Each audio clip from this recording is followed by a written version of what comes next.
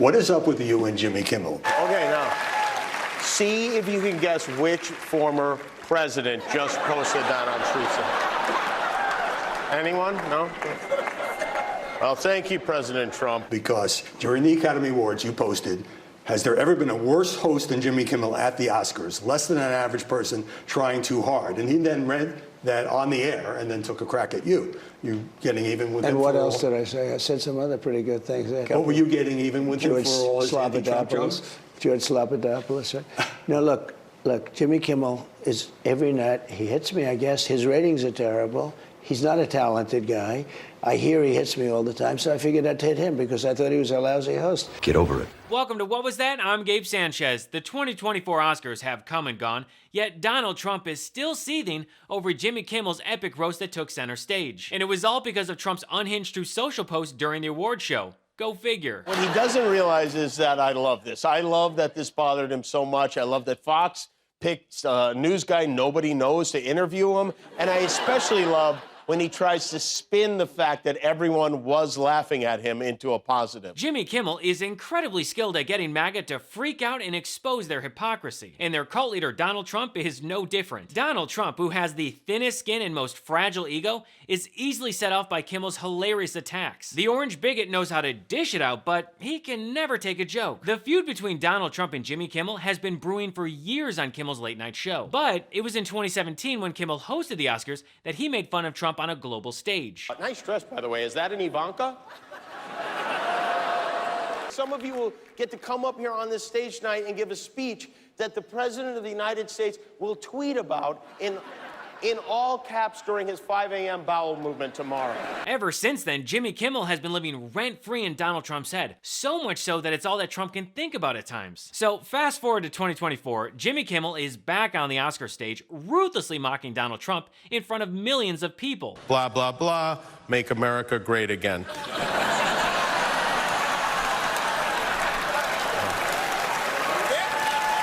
Okay, now, see if you can guess which former president just posted that on Truth.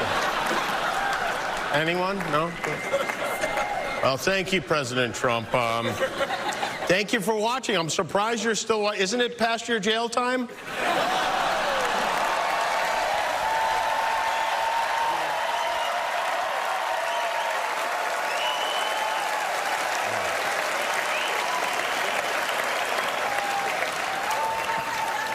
Focused on the important stuff for sure. Keep in mind that Trump's Truth Social post was completely unprompted, which means that he spent his Sunday evening watching the Oscars and then ranting like a deranged lunatic. Who's laughing now?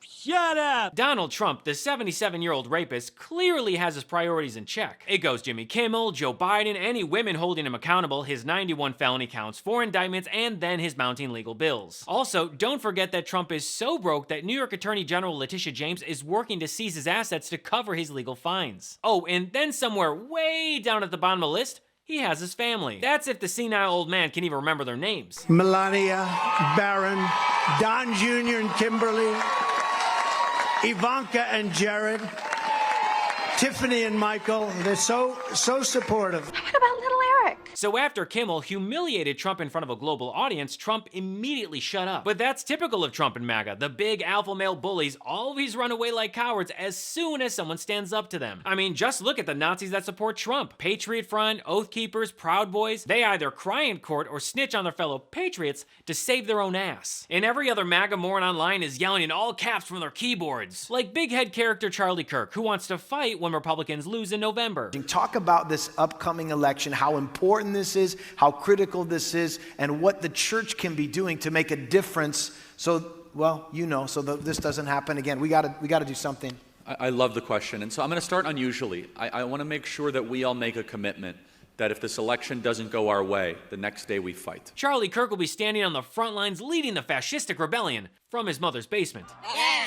Look at you guys. We're totally heroes. Kimmel's off-the-cuff joke humiliated Trump in front of millions, and he is still seething over it. I mean, Trump is so triggered that he's still talking about it. Has there ever been a worse host than Jimmy Kimmel at the Oscars? Less than an average person trying too hard. And he then read that on the air and then took a crack at you. You getting even with him. And what for else all- did I say? I said some other pretty good things there. For a guy who claims to be a stable genius and also desperately brags about acing a cognitive test, he sure struggles through a lot of interviews. What were you getting even with him George for all his anti-Trump Slobodanopoulos. jokes? George Slobodanopoulos, right? George Slobodanopoulos, man, you really got him there. Yeah, so proud of himself for typing out George Slobodanopoulos, which not only is that a lame nickname, George Stephanopoulos is like the opposite of sloppy. I mean, look at he's fit, he's clean, he's muscular, he's smart. Speaking of well-dressed, I want to thank today's sponsor, Rhone. If you're like me, you understand the pain points of finding what to wear. Most clothes are either uncomfortable or they're too tight or they never actually fit your size. And when you do have a good fit, you can only wear it for a few hours before you have to change out of it for an important meeting, dinner, or some other outing. Now, everyone wants to dress well at all times because simply put, it's a confidence booster, even for me when filming my show. Men's closets were due for a radical reinvention and Rhone stepped up to the challenge. Rhone's commuter collection is the most comfortable, breathable, and truly versatile set of products known to man. We're talking about the world's most comfortable pants, dress shirts, quarter zips, polos, and blazers. They look great as individual pieces and work seamlessly together. Rhone's signature 4-way stretch fabric is breathable, flexible, and works everywhere from your commute to work to the 19th hole. It's time for unparalleled confidence without the hassle. Rhone's commuter collection features wrinkle release technology and is 100% machine washable. Looking good is that easy. Treated with Gold Fusion anti-odor technology for more wears between washes, you'll be fresh and clean all day long. So long, lingering odors. Rhone has seriously become my new favorite outfit. I mean, I'm wearing it right now, and I even wore it on a recent trip out of the country. And after a day of sitting on a plane, taking public transit, and walking around in it, my shirt and pants were not only wrinkle-free,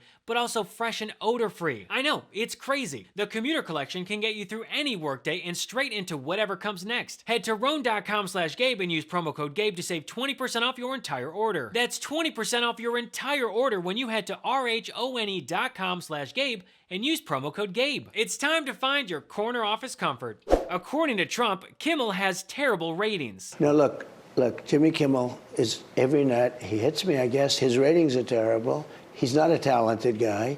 I hear he hits me all the time, so I figured I'd hit him because I thought he was a lousy host. Well, go figure. Trump is wrong. ABC's 11:35 p.m. late night offering of Jimmy Kimmel's show averaged 1,799,000 total viewers and 225,000 between the ages of 18 to 49 viewers on Monday, March 18th. That's number one at 11:35 p.m. in both measurements. Also, this year's Jimmy Kimmel hosted Oscars on ABC averaged 19.5 million viewers. That's a 4% increase from a year ago and scored the biggest audience for any award show since 2020. I put it out on Truth, which is on fire, by the way. Truth Social is doing great. Yeah, Truth Social is doing so great that it was just hit with a major outage, leaving users unable to use the Twitter knockoff. So yeah, Truth Social is on fire, all right. Anyway, let's get back to Trump's interview with whatever his name is over on Fox News. I never expected he was going to be reading it just prior to the movie of the year, which is the big one, right? That's the big one. I think they get the man, the woman, now the movie of the year. Listening to Trump list out the Oscar categories sounds like when he tried to brag about acing his cognitive test. Person,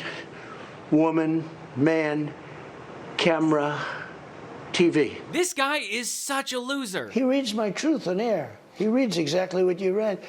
And now the big story is that they all begged him not to do it, don't do it. Right. He probably stupidly, you know, he had to act in a short period of time, like minutes, right? He had minutes because he's on air. He sees this thing, and he wants to go out there and he wants to, I guess, confront me in a so.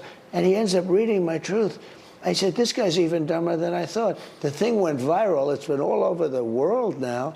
And all he had to do is keep his mouth shut. Actually, let's watch that moment from this year's Oscars. Why did it go viral again? Thank you for watching. I'm surprised you're still, isn't it past your jail time?